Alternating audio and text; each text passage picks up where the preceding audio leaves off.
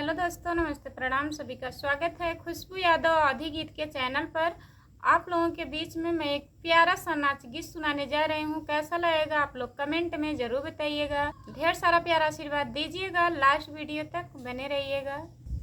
सुगना हार गिरवला कौने बगिया, सुगना हार गिरवला कौने बगिया, जाऊ हो सुगन तोर भूख लगत है, जाऊ हो सुगन तोहर भूख लगत है। पूड़ी मिठाई रस भरल बा हमरी आंगिया, सुगना हार गिरवला कौने बागिया, सुगना हार गिरवला कौने बागिया, जाऊ हो सुगन तुहर प्यास लगत है, जाऊ हो सुगन तुहर प्यास लगत है।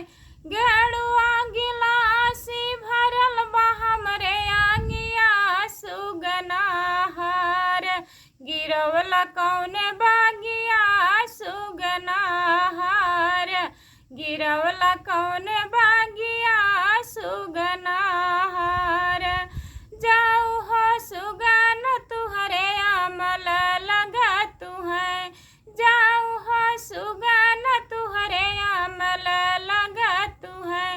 लवंगा हिलाची भरल बा हमरे आंगिया, सुगना हार गिरवला कौने बागिया, सुगना हार गिरवला कौने बागिया, सुगना हार, जाऊ हो सुगन तुहरे नींद लगत है, जाऊ हो सुगन तुहरे नींद लगत है।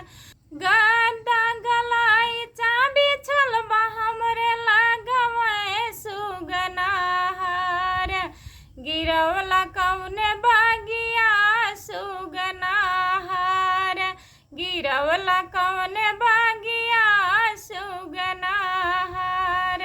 बाय बाय दोस्तों।